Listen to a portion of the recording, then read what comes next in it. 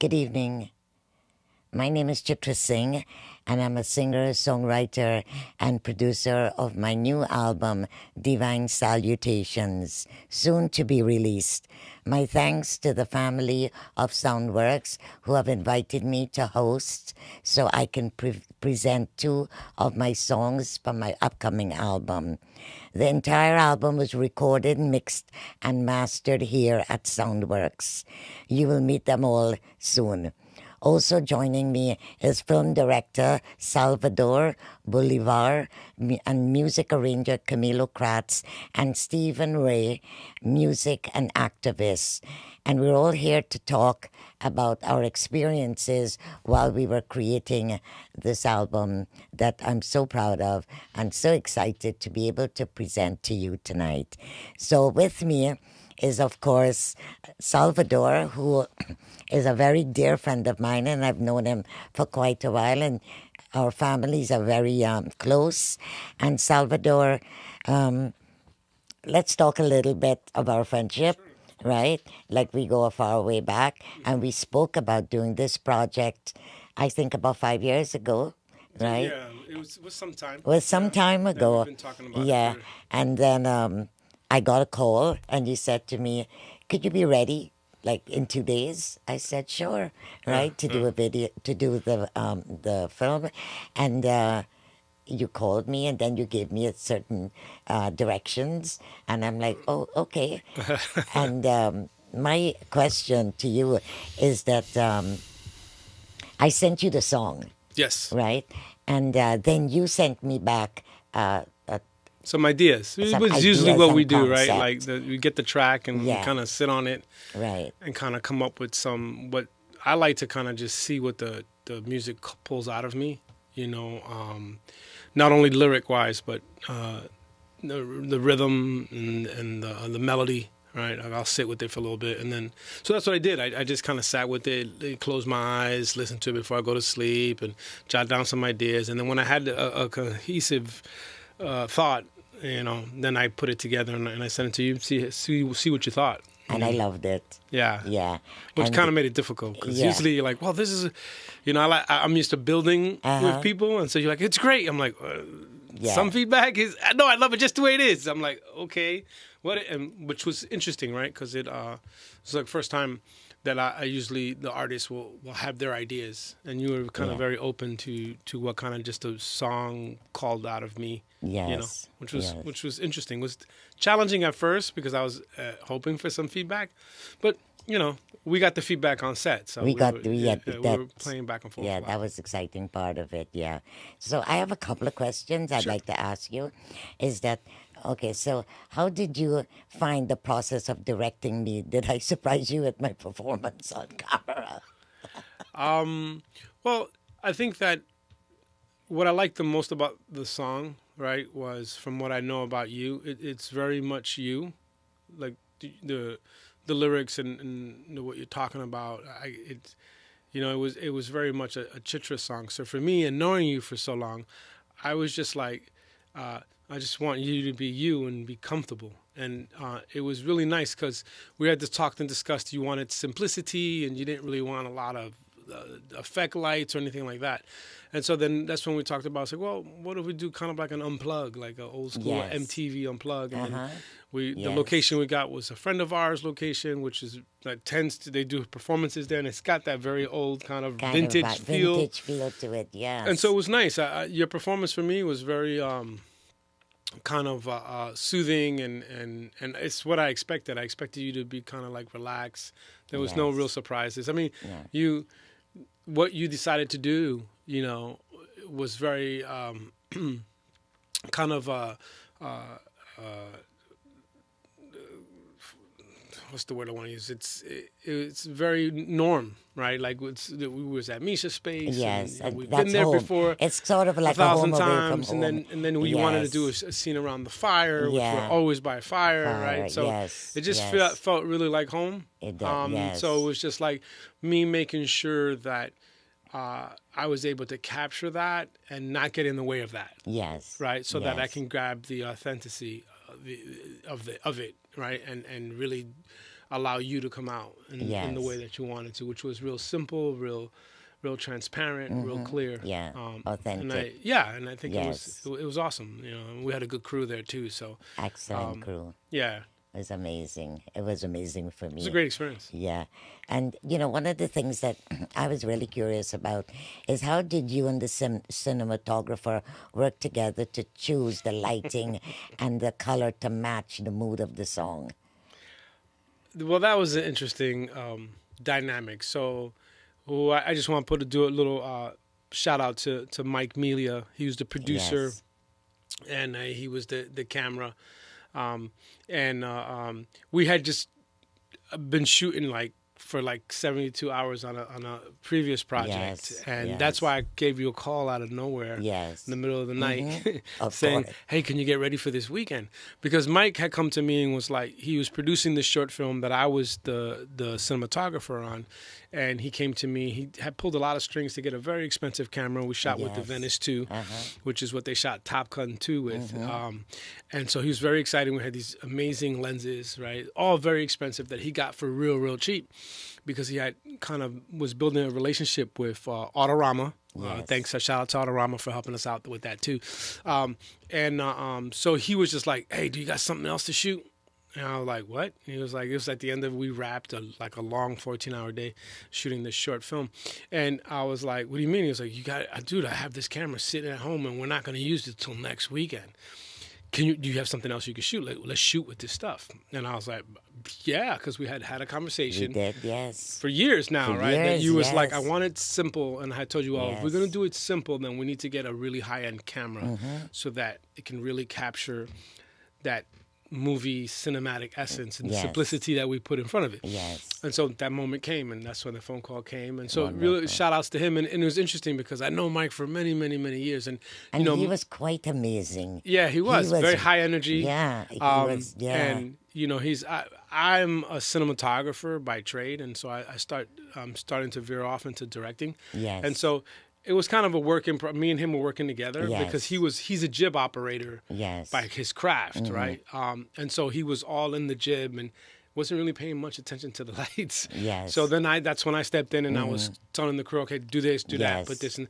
And again, I was just going off of what I know, right? It was just coming out of me naturally. Which I think that's why the energy on set was what it was, and I mean you were very comfortable. So I was comfortable. Clearly, you wasn't being affected by the technicians and how we were moving, right? So no, not at all. That's what we were doing, and so the lighting for me was just kind of keep it real, kind of like theatrical. Yes.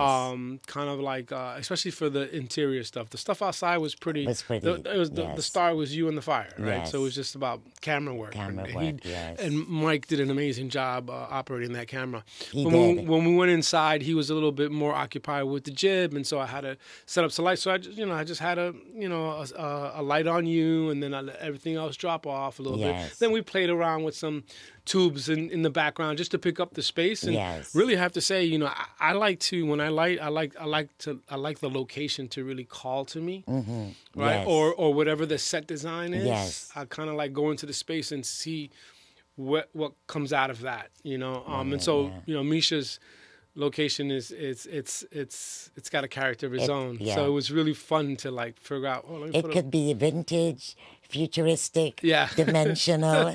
It depends on what you want to bring out of it. And so that made it easier. So it was just a real nice, good organic process. Awesome. Oh wow, that's great. So my question: what was the most challenging shot to capture? And how did we get through it?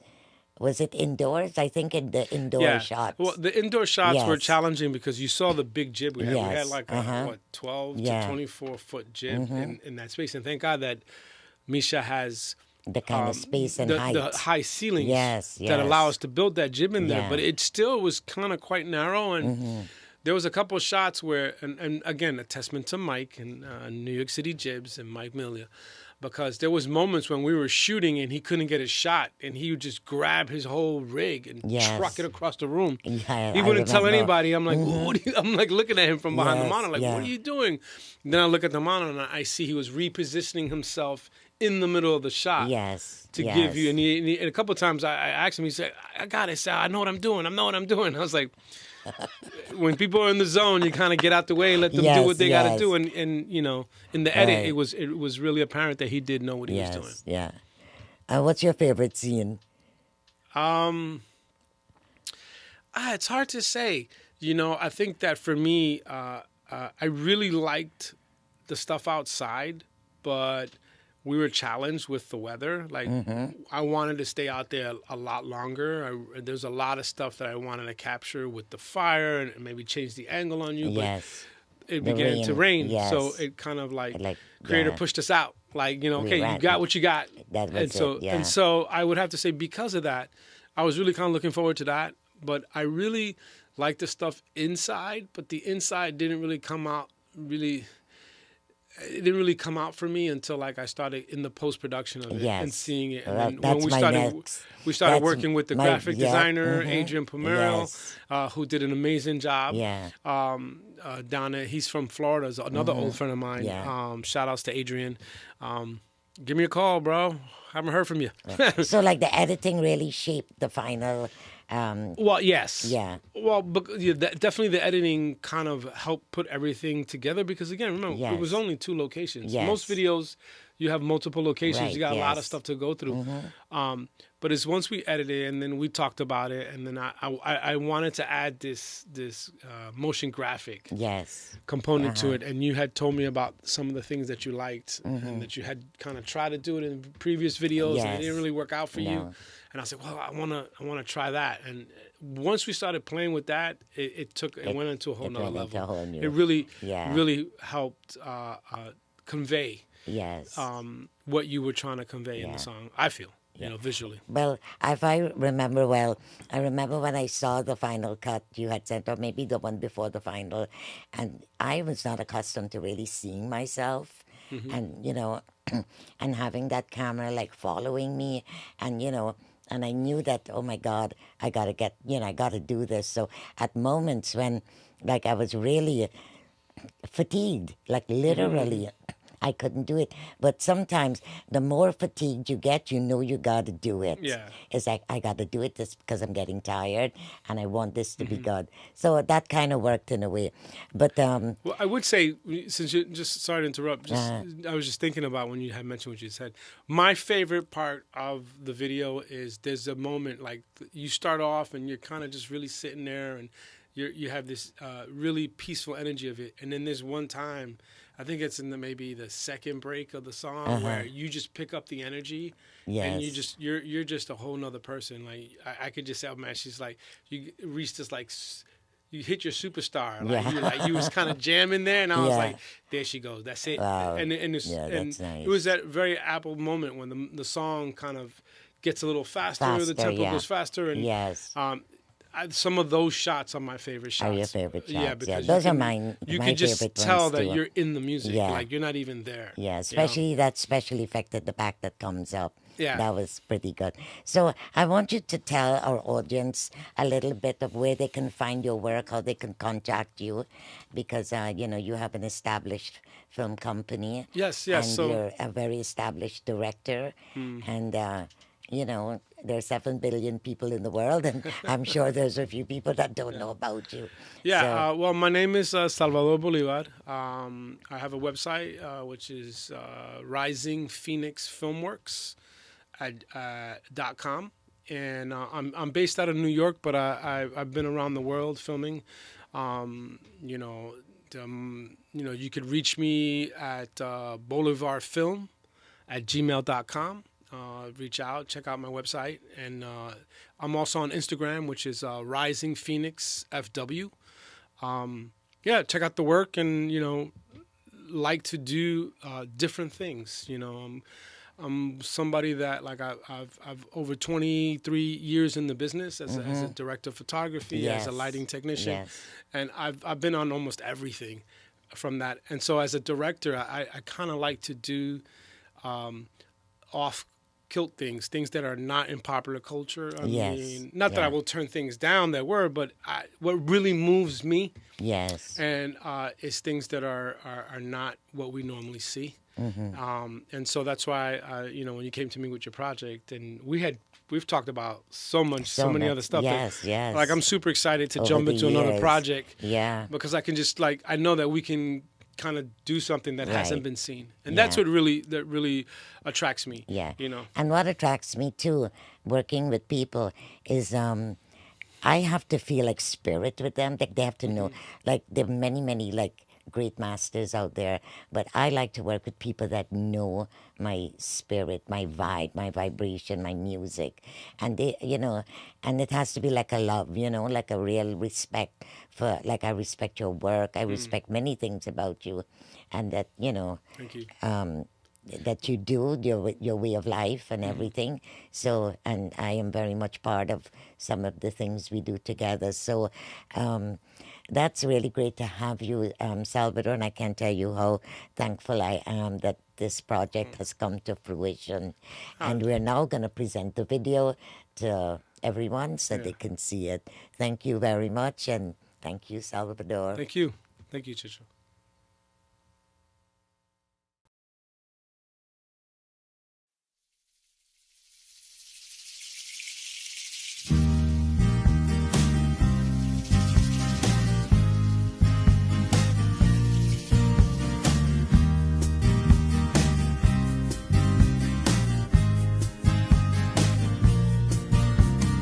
I'm feeling love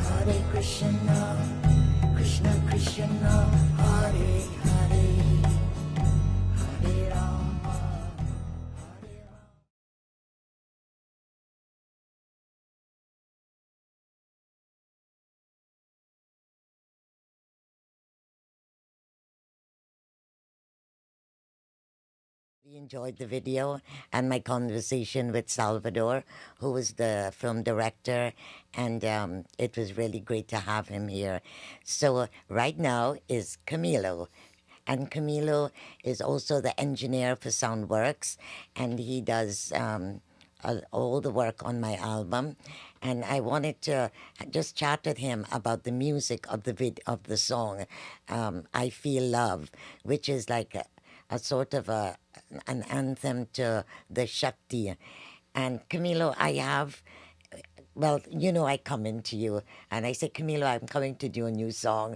Okay. And then you set me up and then I do my acoustic guitar and my vocals. You've never heard the song before, never seen a lyric sheet. No. So my question to you is, as an arranger, what was your immediate instinct regarding like the sonic vibration of the song when you heard it? Like, you know, because you know while you're listening to it, oh, I gotta do this. You know what your job is ahead of you, right? So what was your immediate like feeling when you first heard just me and my acoustic guitar? Okay, so what I remember, and I'm glad I got to hear the song just Uh-huh. now as we watched the Yeah. beautifully made video, is that I know we're recording initially just what we call the scratch track or the Yeah, guide. the Sometimes we guide keep track. some of that, Yes. but basically that guide track that's gonna kind of inform what to do next. Yeah. When I hear, and I remember this when I heard that song, the feeling of love Yes. basically came to mind. Mm-hmm. And I may have told you this, and I often have to explain this to people. I don't initially hear the lyrics, even though you are singing words. Yes. I'm usually hearing the chords or the speed, you know, the Yes. tempo and the tone, Yes. and then I start imagining, or I don't know if I can explain it, but it's like I start hearing other things on top of it, Yes. and they're not completely clear at the beginning, Uh-huh. but as you repeat the song, as we listen, then I start understanding it better, Yes. and you know. Sometimes it involves a conversation with you. What would you Yes, like to of course, have on this, you yes. know? Uh-huh. Or sometimes I have to, I think I hear drums, or I think I hear this. Yes. And I guess the two things come together. What you imagine also hearing, because the track Yes. speaks to you, the song Yes. speaks to you. Yes. And I tell you what it speaks to me. Then we'll figure out if we're going to try it. We're on the Sometimes same- we don't yeah. know if it's going to work. But it always works somewhere. Yes, yes. Yes, it does. So, in my case, sometimes I even when you ask me to play, let's say guitar Yes, or yeah. bass, or like last time where I've sung, I don't trust much the quality of what I'm going to do because I don't Yes, practice as much uh-huh. as the people that Yeah. usually come by. Right. So I am very insecure about some of the things that I'm hearing, right? And then what ends up happening is I play something, you like it, you tell me your reaction, you usually Yes, like it. yes. I start to get less insecure. I start to, Yes, okay, let me yeah. just lay it down. I trust your feedback. And that's the arranger part that is yes. speaking to you right now, as the Yes. person who maybe heard some ideas, some musical ideas when you were first performing the song. I then trust that you are confirming that you liked what we are putting Yes, together, uh-huh. and I trust that it's going to work.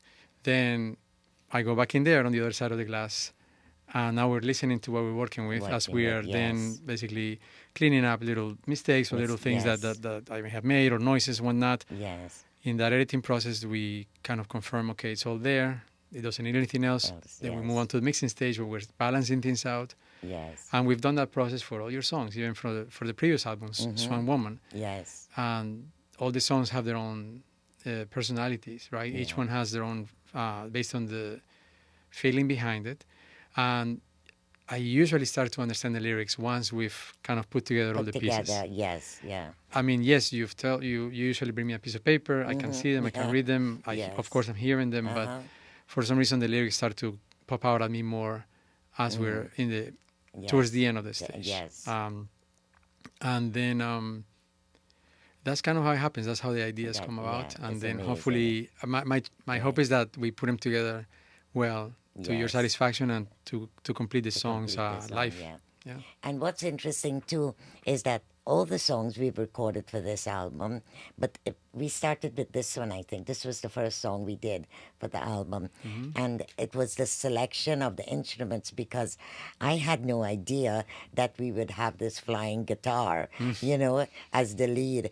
And then you suggested bringing in Yayo on the drums. Yes, yes. And then he walked in, and I'm totally like flipped out at how great he is playing. He's amazing. And then, we were like, and then you played the lead guitar, and I was like, I want a little distortion on Yes, it. yes. But at the same time, you kept it really, like the thing about, which I'm going to jump to, like one of the questions I have here, is that when you're arranging, every instrument is heard and it's placed perfectly.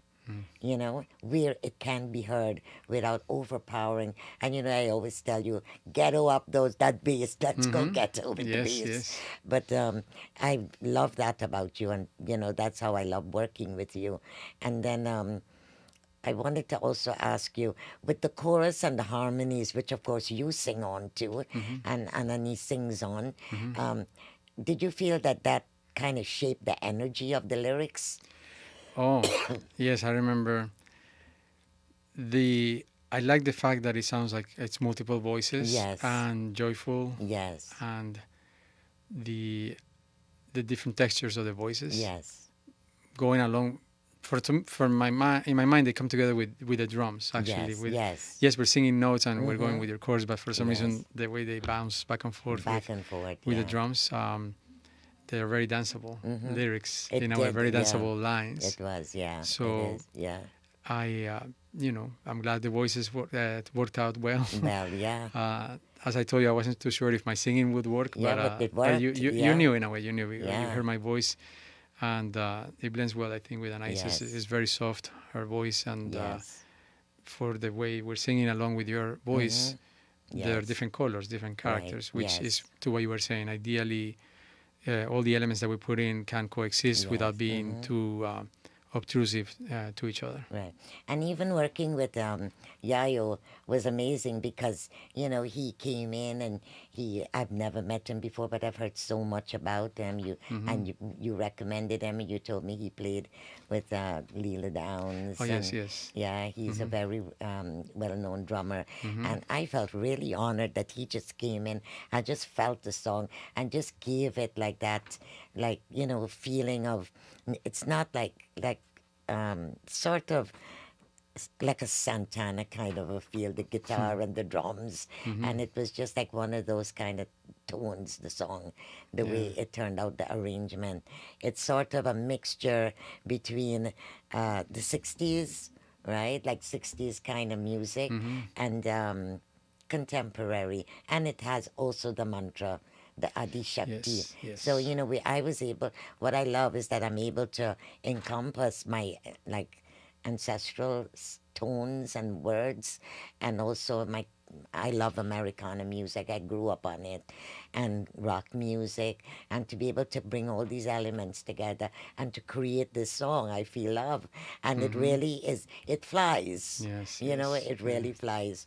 But so, my last question to you is, what do you think about the way I work with you? Am I too bothersome? No, not too bothersome, except when you ask the bass player, who happens to be me, to put more bass. I'm so afraid that it would be too much. Yes. That's when I get a little triggered, but I already have, Yeah. every time I tell you, okay, I give you control of that, because if it was up to me, people wouldn't hear the bass that you love so much. Right, so I'm glad you can rein me in. I want to there. get everything like going real crunchy. Yes, but somehow yes. you're able to really balance it, and in a way you bring my temperature down, and I'm like, okay, now we can hear it clearly. Yeah. But glad. Thank you, Camilo. Thank you so much for working with me, and thank you for your family, Manuel and Sandra. Right? Sandra is doing the camera. She's amazing. She did my Awesome Love video, which is like right now 10,000 views. Yeah, so I'm quite excited. It's climbing. It's like a back burner, right? Camilo, thank you so much. Thank you, Chitra. Thank you for having coming me. and speaking Thank you for with trusting us. me with your music. Okay. Thank you.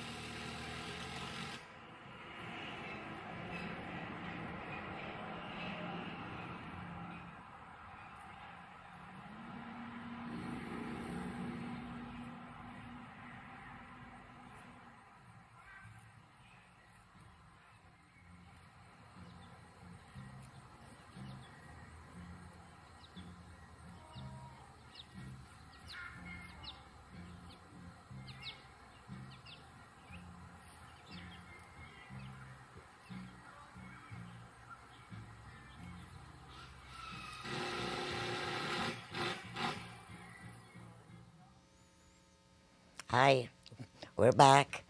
And I'd like to introduce Stephen Ra. And Stephen and I are very good friends, and we are also from our community of Richmond Hill, the Guyanese community. And Stephen has been an activist with many organizations, and I met him through the Jahajee Sisters, which is a gender justice organization that we both been very supportive of, and we've participated in their organizations. Stephen, when I met you, we really like hit it off. Right? As a matter of fact, I was playing in Richmond Hill, and I dropped my pick. And you ran and you picked it up and you brought it to me back up on the stage. That was so cool, right? And the rest is history. But I just wanted to ask you a question. As a musician, and we're doing a poem which I'm going to introduce in a few minutes. But let me introduce the poem, and then I'm going to ask you the question, right? So this poem I'm going to do is called Days of the Sahib. And a Sahib was a British master or lord who was in charge of indentured laborers that came from India. So this poem was written by my mother, Rajkumari Singh, born in Guyana in 1923, and she passed away in 1979. My mother was a poet, a writer, an activist, a teacher, a mother, a cultural icon, and she also received one of the highest awards in the Guyana government offers, which is called the Golden Arrowhead of Achievement. And this poem is a poem that really touches me, and I'm doing it because it was written in 1966, and it was about her observing the pain of the indentureship, because across from where we lived in Guyana was the railway where the farmers would plant, right? The lettuce and tomatoes, and she would see these East Indian men, skinny, emaciated, bending over, planting and watering, and she would sit there and she just wrote this in poem, and we were so like moved by it. Like for me, it's very personal to me. And my reason for doing it today is because it's very relevant to what we are going through, because we are immigrants too. We all came to this country. We are all immigrants. There was once where there was a wave of many different ethnic groups, and each ethnic group that came in got swept away by prejudice and discrimination. They've all felt it. The Italians felt it, the Irish felt it, the Europeans felt it, the Indians, the Chinese, and now we are feeling it. So I want to ask you, Stephen, as a musician, how did you translate the poem's themes of indentureship, longing, and survival with the rhythm and the grooves you chose to play? Well, it's visceral, and it's an embodiment of something we feel and we a lived experience. Yeah. We know what it meant to be colonized, our ancestors, from the East and then the Caribbean, and we've have to work extra hard to decolonize our minds. Like Bob Marley said, emancipate yourself from mental slavery, and this poem that your mom wrote, it's so profound, and it speaks to the work that we do and how we have to be observant or cognizant of what's happening, because colonization is not just working on a plantation, but it's also psychological, and there are generational transmission of trauma that occurs, and these a song, your concept of putting your mom's words and then your music, your concept of the music, gel together, and it was such synchronicity, and the rhythms just vibe, and it just hits a spot. And I feel it as a son of an indentured servant. My grandfather actually worked on the sugar plantation, and so this means it resonates with me, and it means a lot. Fantastic. Yeah. So we're going to do the poem now. So we're going to do the poem, and we hope you can really feel it and understand it and embrace it.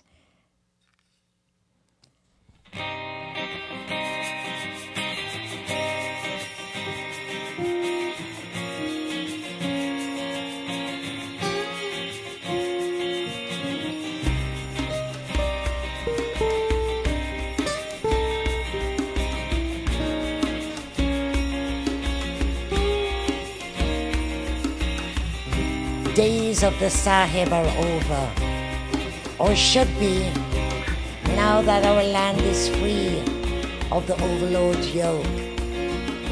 The overlord whose hard, harsh discipline kept the brown man cringing, crawling, and grinning in sickening sycophancy.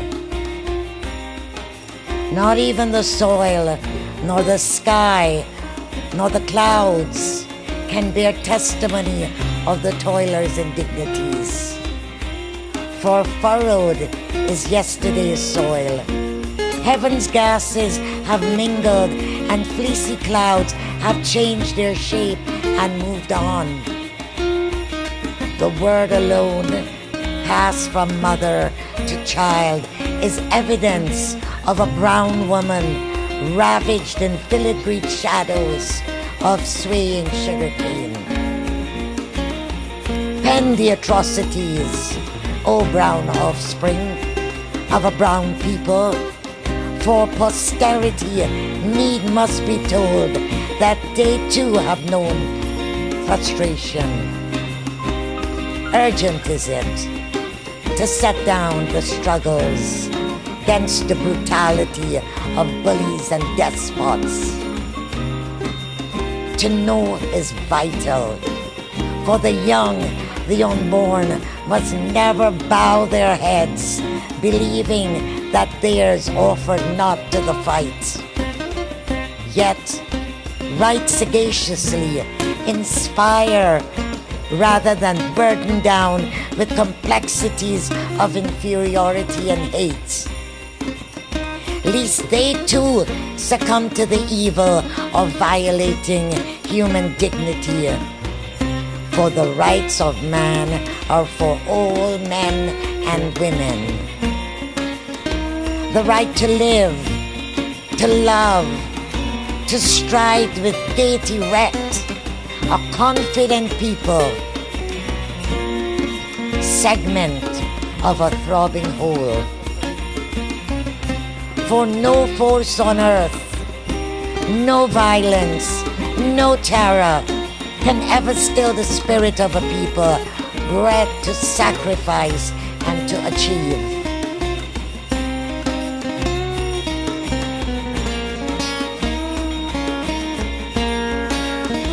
Days of the Sahib are over, or should be, now that our land is free of the overlord's yoke. But it's not over. No, it's not over.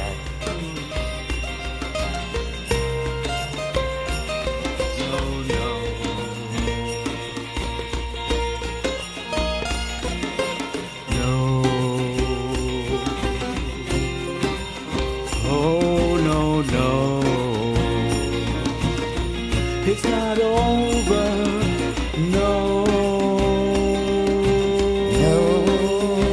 Oh, no.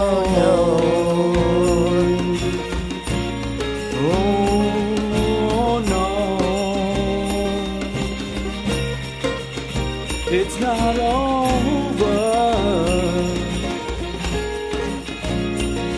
It's not over.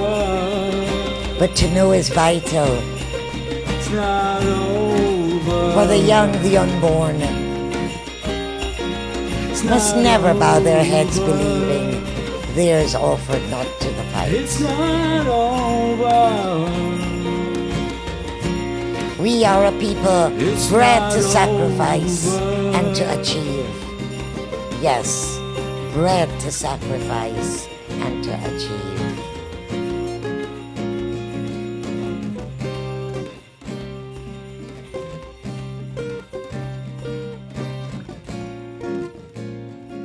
Cool.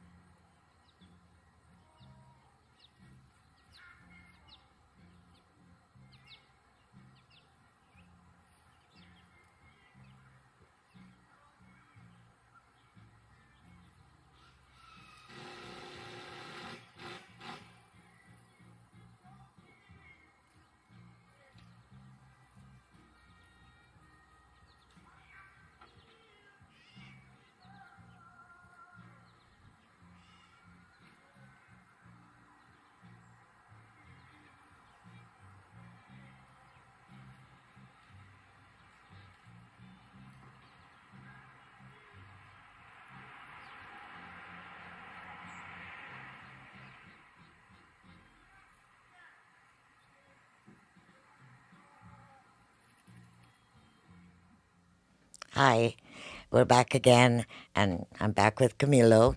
And this next video that we're going to present to you is called I Feel Your Vibration.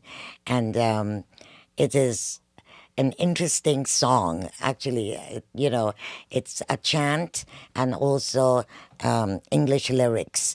And it's called, it actually is a chant to Lord Shiva, who is the god of creation and destruction in the Hindu religion. But before I do that, I want to mention that I'm a recipient of the Queen's Council of the Arts Individual Artist Grant. And that grant has in part contributed for me to come and present my 2 songs and to present this project here tonight through Soundworks. And a lot of artists in our communities, in our Guyanese community, and I'm sure in your community, they have such good talent, but they don't know how to start to go about receiving grants. Like a grant sounds like, tax, the tax man, right? And it's become so simple to bring your work to the NYFA, New York State Foundation of the Arts, and then you have Queen's Arts Council.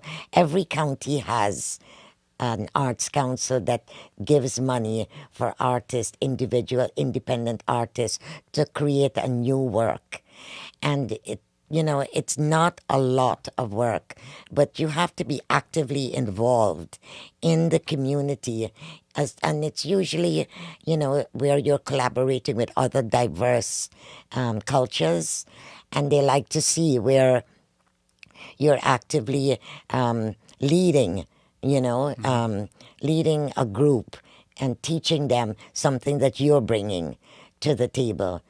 So grants and the rejection is a hard thing. I was rejected like 3 times, right? And all 3 times I never threw down the towel and said, I'm the wrong color, I'm not this and I'm not that, or, and people tend to do that the minute they're denied a grant.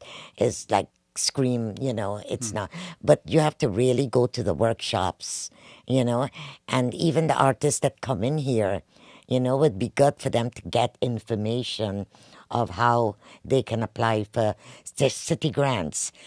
Okay. So my intention to do this special tonight was to not just come and play my songs, but to share with people that there's money there for us to receive, but we have to work towards it.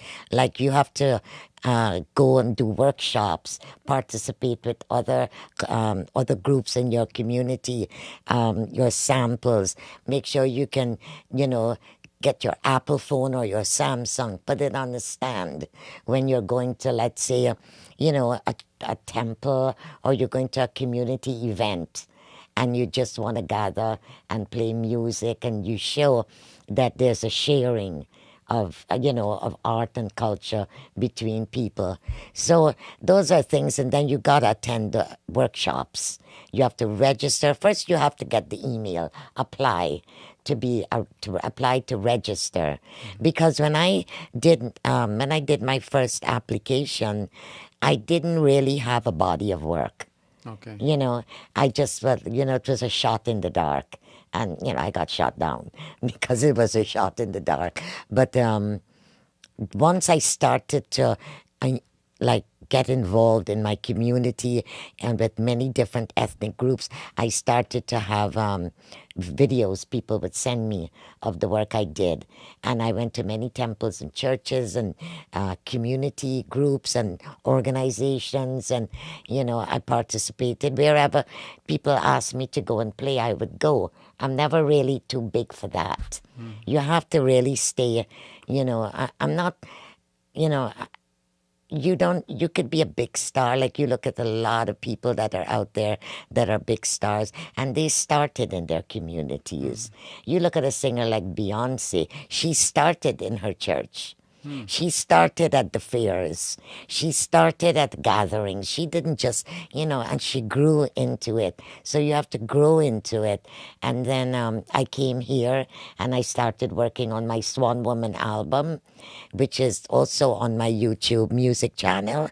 And from doing that one song, Swan Woman, which I wanted to enter into a competition for women around the world, I just happened to, I came across this this site, and it says a global organization of women songwriters were having a competition. And I'm like, I could do that. And that's how I composed Swan Woman. And I submitted it, but I didn't win. But I won big because I went on to do an album because of the Swan Woman. And I didn't set out to do it. I just said, well, we did it so wonderful here, the work. And it was my first responsible recording where I am responsible for it, where I financed it. And I have to tell you too, one thing I want to mention to people is that the way things are with Soundworks that I found is that you don't kill people with price. You know what I mean? You're really serving the community.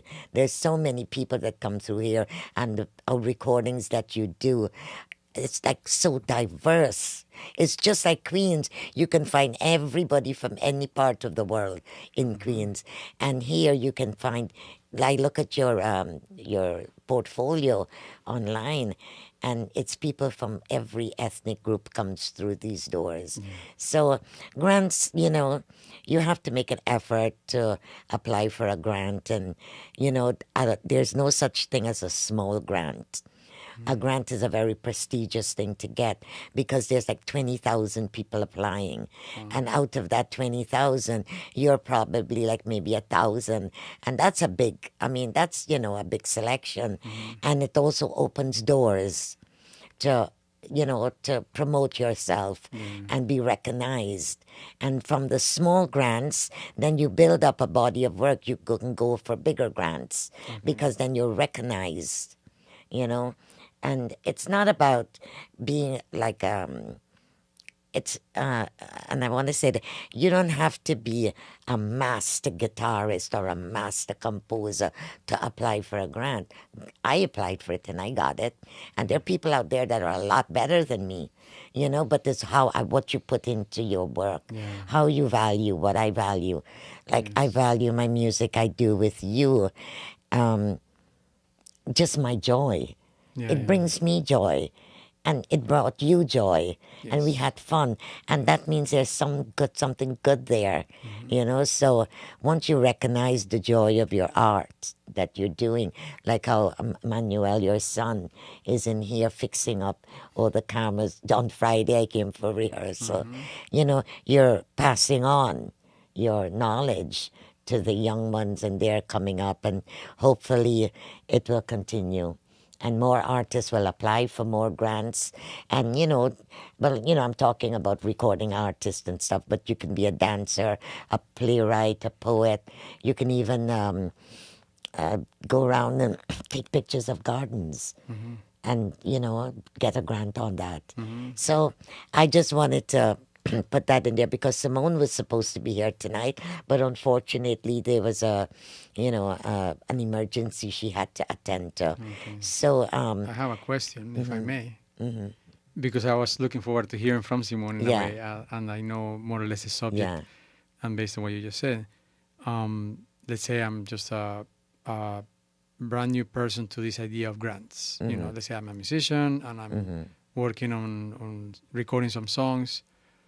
And preparing to, hire other musicians, let's say, or working in a collective, not just as a solo artist. Like, in a way, you are a solo artist, but you always brought other people here, other right? people in, And if I'm thinking of doing that, and I'm hearing right now about this possibility of grants, how do I learn about them? Where do I go to find out if I'm eligible or what makes me eligible? You mentioned the community aspect, meaning maybe having some documentation of having been part of a community, maybe not just of artists, but also playing for the community in some specific criteria, right? Criteria, in your town or in your, But then besides that, what else? And you mentioned the body of work, I guess, meaning having had a recording. Not a of big some sort, body of work. No, you can have just samples are your activity, right? Like they want to see, and then like let's say I'm invited to play at the Jahajee Sisters, which I am often invited, or I'm often invited to play at the Racket Club, or I'm invited to play at our temple, the Sri Shakti Mariamma temple, or anywhere I go.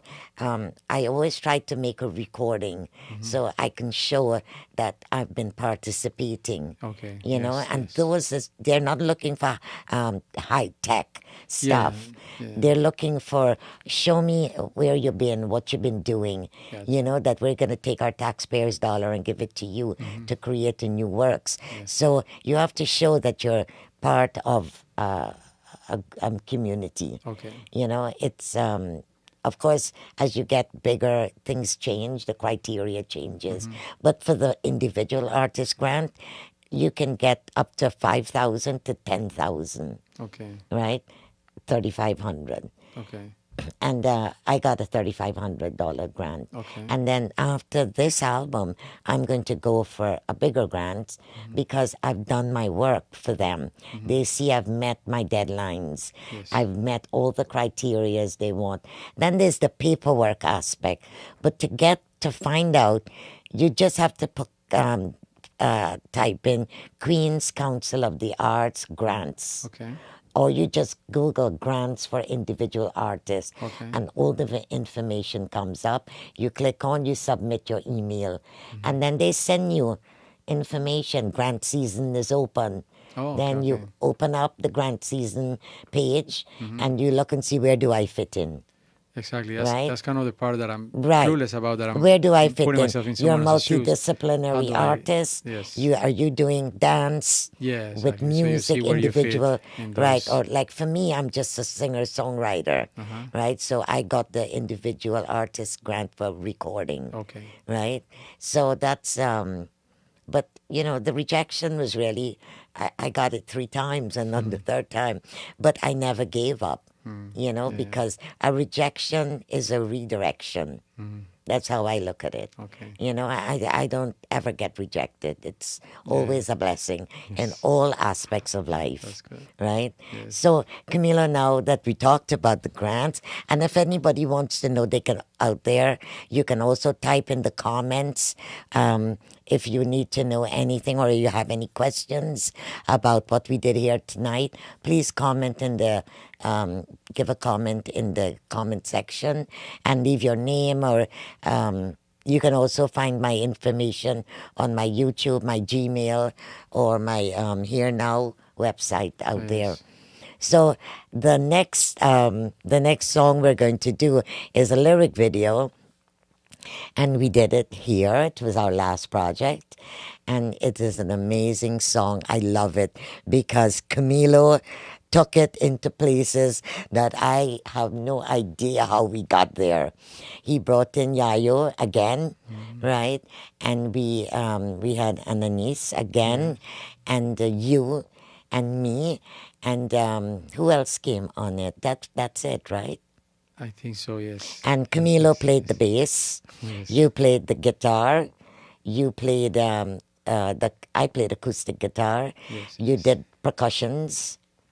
I think so. You I did. have to You did. hear I it think again, but yes. Yayo did a lot of percussions. Yeah, I'm sure he did. Right. Yes. And then we also brought in the Oh, now I remember.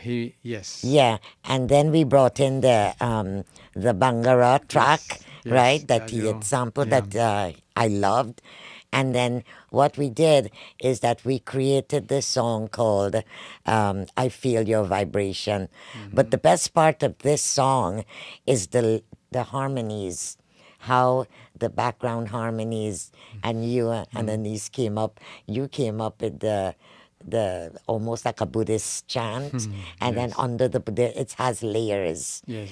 But the voice, the lead vocal, just stays right there in that like heart Yeah. chakra, So now we'll go straight to the lyric video of I Feel Your Vibration, and that would be the final item for tonight. But I just want to say that we're so thankful because we're ending after this. And I'm so thankful. And I want to mention the reason why I hope I look good is I want to thank Pearlie Kutaya, who has been always there to dress me, to put on my makeup, and to do my hair. And, you know, you have to feel beautiful to, you know, to do your thing, right? I mean, even though I can go authentic to natural, but I really feel very grateful to her for really being my inspiration to, you know, telling me how far I can go with my clothes because I'm very, you know, plain Jane kind of person. So thank you, Pearlie.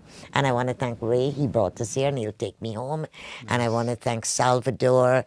I want to thank Stephen, and most of all, I want to thank Sandra Kratz, who is Camilo's wife, and their son Manuel. As a matter of fact, Sandra has worked with me at the Shakti Temple. We did a big video, and it was amazing, right? So they're a family. This is like a production house. So if you want to do something really like good, come here. This is the spot. Soundworks Recording Studio. You have the engineer. He plays every instrument you can imagine. His son also, Manuel, did a lot of recordings for me. Yeah, no, And he looks like a baby, too, yes. right? And, you know, he's sitting down there, and I'm like, you know, I come in, and there's a kid sitting at the recording board. But what a magnificent job he did, right? With recording David Kelsey on the violin. Beautiful, yeah. And then he recorded so many other guitars with Sean. Yeah. So we're going to go straight to I Feel Your Vibrations. And again, thank you all for looking and enjoying the show. And I ask of you to please leave comments. Let us know how we could improve, or, you know, how you feel about the music that you heard tonight. Thank you very much. Thank you, Camilo. Thank you, Chitra. Thank you very much. Are we going to bring Sandra and Manuel on? Don't you think we should bring them on? They have to stay behind the Oh, scene. they have to stay behind the scene. Okay. Otherwise, things fall apart. Yeah. So thank you all very much, and good night. Thank you. And I love you all. And we're going to be bringing out the album in about 2 months. So that'll be another big, you know, hullabaloo we're going to make. So thank you, everybody. Yes, thank you, Chitra.